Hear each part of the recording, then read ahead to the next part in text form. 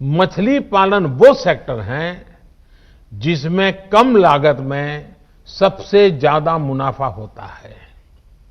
मछली पालन को बढ़ावा देने के लिए हमारी सरकार ब्लू रिवॉल्यूशन स्कीम चला रही है। कुछ समय पहले ही 20,000 करोड़ रुपए की प्रधानमंत्री मत्स्य संपदा योजना भी शुरू की गई है।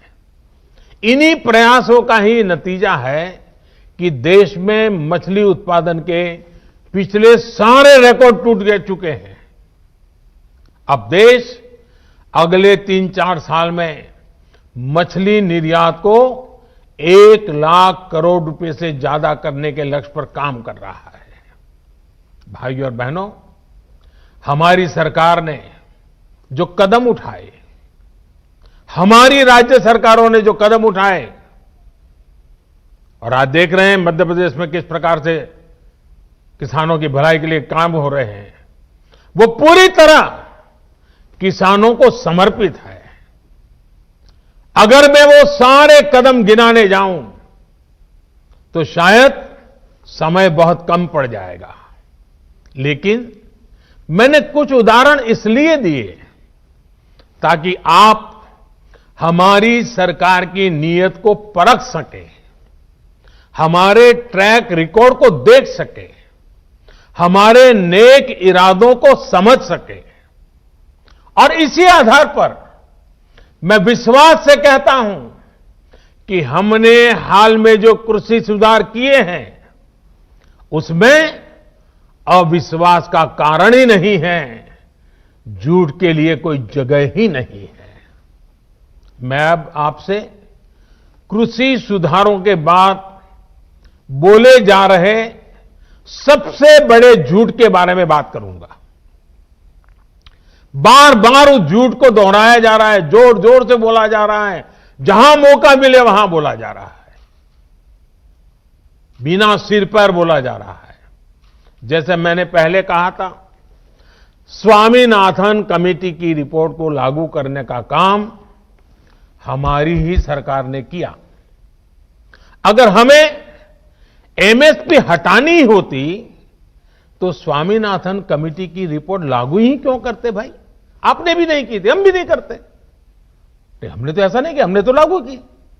दूसरा, ये हमारी सरकार एमएसपी को लेकर इतनी गंभीर है कि हर बार बुवाई से पहले एमएसपी की घोषणा करती है।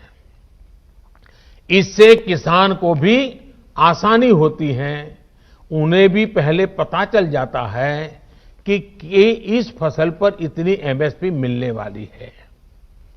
वो कुछ बदलाव करना चाहता है तो उसे सुविधा होती है। साथियों, 6 महीने से ज्यादा का समय हो गया जब ये कानून लागू किए गए। ये कानून तो लागू हो चुके थे, 6 महीने पहले हो चुके थे।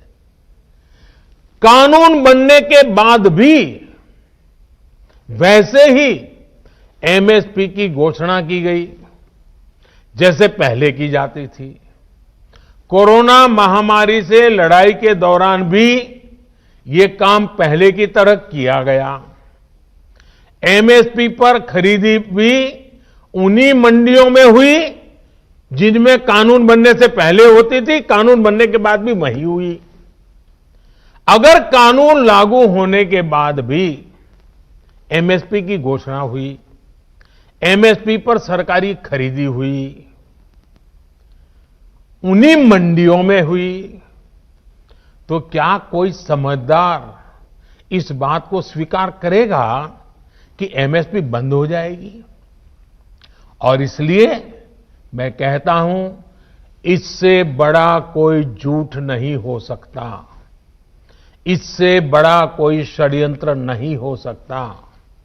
और इसलिए मैं देश के प्रत्येक किसान को ये विश्वास दिलाता हूं कि पहले जैसे एमएसपी दी जाती थी वैसे ही दी जाती रहेगी। एमएसपी न बंद होगी न समाप्त होगी। साथियों, अब मैं आपको जो आंकड़े दे रहा हूं